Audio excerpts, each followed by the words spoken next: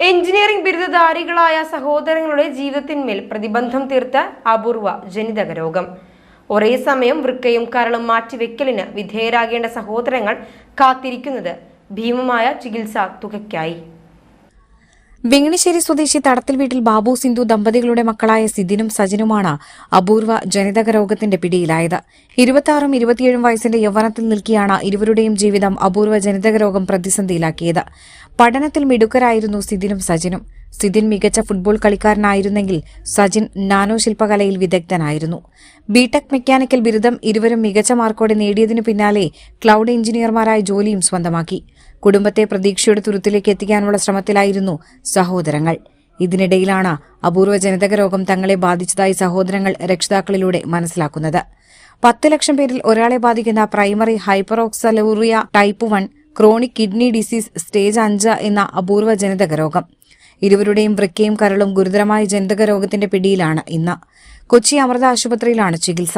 ആഴ്ചയിൽ 3 തവണയാണ് 2 സഹോദരങ്ങളെയും ഡയാലിസിസിന് വിധേയമാക്കുന്നത്. സഹോദരങ്ങളുടെ ജീവൻ നിലനിർത്തി ജീവിതത്തിലേക്ക് തിരികെ എത്തിക്കാൻ അടിയന്തര ചികിത്സയാണ് ഡോക്ടർമാർ നിർദ്ദേശിച്ചിരിക്കുന്നത്. ഒരേ സമയം 2 സഹോദരങ്ങളുടെയും വൃക്കയും കരളും മാറ്റിവെക്കണമെന്നാണ് ഡോക്ടർമാർ പറയുന്നത്. 2 പേർക്കുമായി 50 ലക്ഷത്തോളം രൂപ വീതമാണ് ഇതിനായി ചിലവ് വരിക. തുടർ ചികിത്സാ ചെലവ് വേറെയും കണ്ടെത്തണം. ഇതിനകം മക്കളുടെ ചികിത്സയ്ക്കായി 10 ലക്ഷത്തോളം രൂപ ചെലവഴിച്ച പിതാവ് ബാബുവിന് ഇനി എങ്ങനെ എന്ന ചോദ്യത്തിന് ഉത്തരം കണ്ടെത്താനാകുന്നില്ല. അമൃത ഹോസ്പിറ്റലിലെ ഡോക്ടർ ആരാണ് രോഗം നിർണയിച്ചത്? അത് രോഗനിർണയം സൂചിപ്പിക്കുന്നത്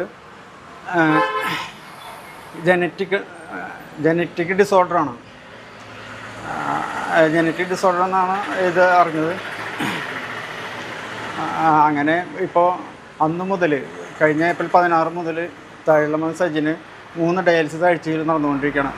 വലിയ ചിലവ്, വൻ തുക ചിലവ് ആയിട്ടുണ്ട് ഇപ്പോൾ തന്നെ ചികിത്സയ്ക്കായിട്ട്. പിന്നെ ലിവറും കിഡ്നിയും കൂടി മാറ്റി വയ്ക്കണം, ട്രാൻസ്പ്ലാന്റ് ചെയ്യണം 2 മക്കൾക്കും. മൂത്ത മകനും ഇപ്പോൾ റിപ്പോർട്ട് ചെയ്ത് ഡിസംബർ 28-ാം തീയതിയാണ്. ഇപ്പോൾ ലിവറും കിഡ്നി 2 പേർക്കും മാറ്റി വയ്ക്കണം. ഒരാൾക്ക് തന്നെ 50 ലക്ഷത്തിന് മേലെ ചിലവ് വരുന്നതാണ് അറിയിച്ചിട്ടുള്ളത് ഹോസ്പിറ്റലുകാർ. വൻ തുക ഇതിൻ്റെ ആവശ്യമായിട്ട് ട്രാൻസ്പ്ലാന്റേഷന് വേണ്ടി വരും.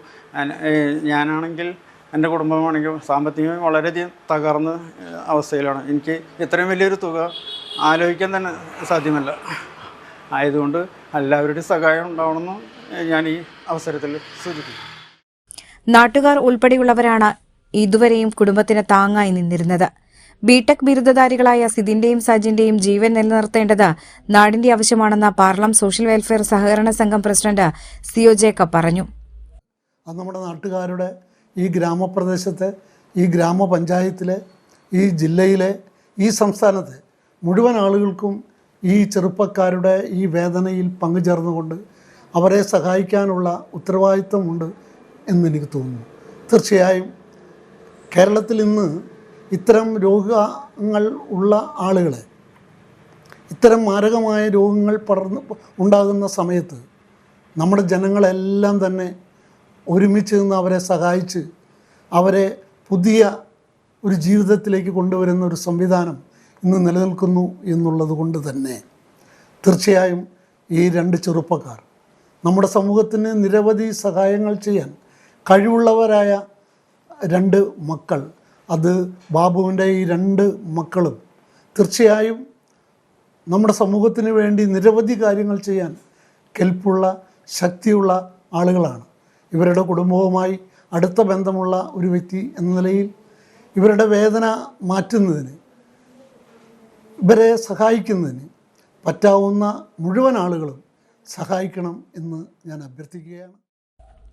നാടിന് പ്രിയങ്കരരായ സഹോദരങ്ങളെ ജീവിതത്തിലേക്ക് തിരികെ എത്തിക്കാൻ ഒന്നാകെയുള്ള സഹായം അനിവാര്യമാണെന്ന് സംസ്ഥാന സഹകരണ യൂണിയൻ മാനേജിംഗ് കമ്മിറ്റി അംഗവും അമ്മാടം സഹകരണ ബാങ്ക് പ്രസിഡന്റുമായ പിയ വോഗീസ് പറഞ്ഞു. നല്ല രൂപത്തിൽ വോളിബോൾ താരമായിരുന്നില്ല ഇവർ കായികരംഗത്തും മിടുക്ക് പ്രകടിപ്പിച്ചിട്ടുള്ളവരാണ്. ഇന്നിവരെ ബാധിച്ച രോഗത്തിൽ നിന്ന് മുക്തി നേടണമെങ്കിൽ വലിയ ഭീമമായ പണച്ചെലവ് വരികയാണ്.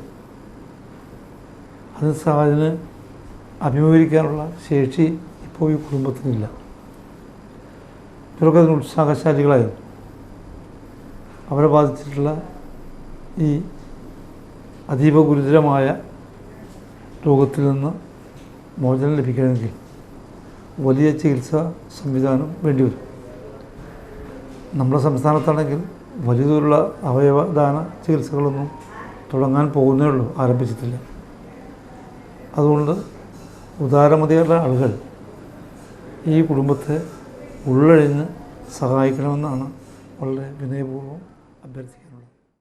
ഇതിനിടെ ഇരു സഹോദരങ്ങളുടെയും ചികിത്സയ്ക്കായി പാറളം ഗ്രാമപഞ്ചായത്ത് പ്രസിഡന്റ് അനിത പ്രസിഡന്റ് രക്ഷാധികാരിയും വാർഡ് മെമ്പർ രാധാകൃഷ്ണൻ കടുപ്പിടി കൺവീനറുമായി സഹായ സമിതിക്കും നാട്ടുകാർ രൂപം നൽകിയിട്ടുണ്ട്.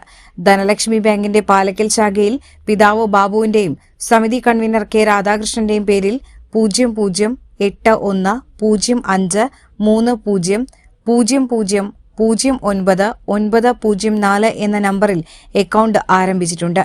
മികച്ച ഭാവി എത്തിപ്പിടിക്കാമെന്ന പ്രതീക്ഷയിലാണ് സിദിനും സജിനും കുടുംബത്തിനുമൊപ്പം നാട്ടുകാരും.